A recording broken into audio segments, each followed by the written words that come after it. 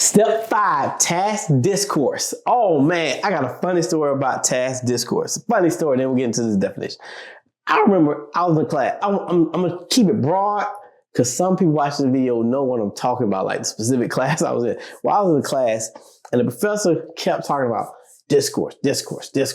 And I'm going to be honest. I'm a non-education undergrad major. So when I got to this class, I kept hearing the word discourse.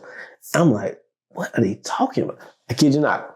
Half the semester, discourse. Every time and this particular professor loved discourse. I was like, what are they talking about?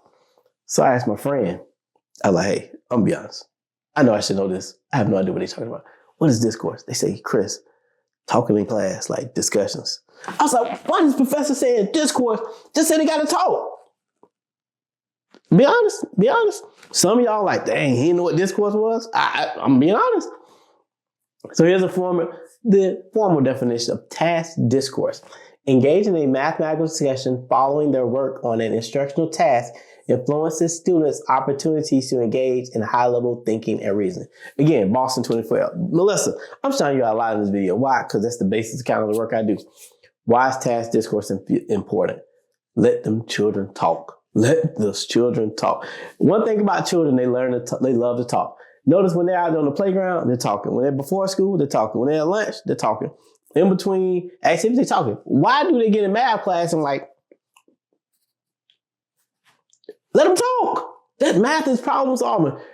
As the ancient Egyptians, the people of Kemet, were creating pyramids and first starting this concept of math, guess what they're doing? They're talking. They're having discussions. Every culture has contributed to math. They were having discussions.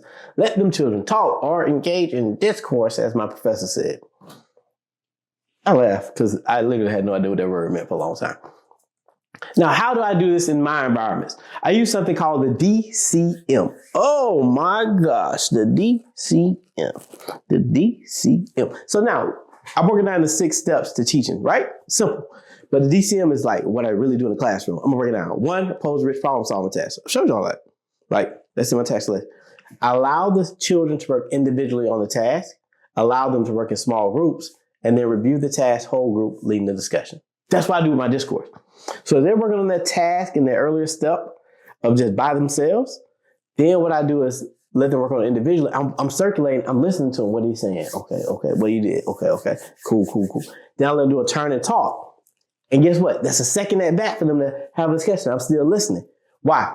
I'm doing a little informal assessment. What are they understanding? What are they not understanding? And again, when they're talking, this is a little trick, y'all. You ever got to a math class and you want to ask questions, nobody's hands goes up because they say I don't have nothing to say or they're just nervous. When I've gone around and heard them 2 times, at least, I know what they can contribute. So when I call upon them, they know they have something valuable to add. Oh my God, my child. Say it again. Let them talk individually, like individually one-on-one with you. Let them turn and talk to your neighbor and you know they have something to contribute. So when you call upon them, they can't say, I don't have anything.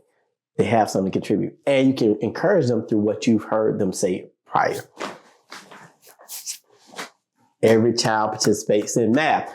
And then when I get whole group and I pull them back, now when we have this rich discussion, I'm pulling upon every single child within the class that goes part of my task implementation. Every single child contributes to my math task. Every single one. You probably, oh my gosh, how do you do that? 30 kids in the class? I build. Ask this one based upon their contribution. I ask this one and I just build as I go. Now, being honest, I may not get to all of them every single lesson. That's real. Like, you can't. Over the course of the week, everybody done talks. I'm from the South, so I say everybody done talk. Everyone had an opportunity to engage and to talk back over the course of the week. If they go a whole week and the child hasn't spoken, that's on you. That's on you. That's not on them.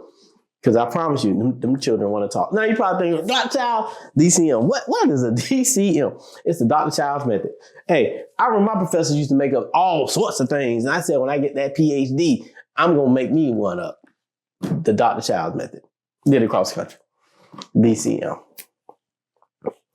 I'm on one. I told you, I'm back, y'all, with this. All right, closing thoughts on step 5.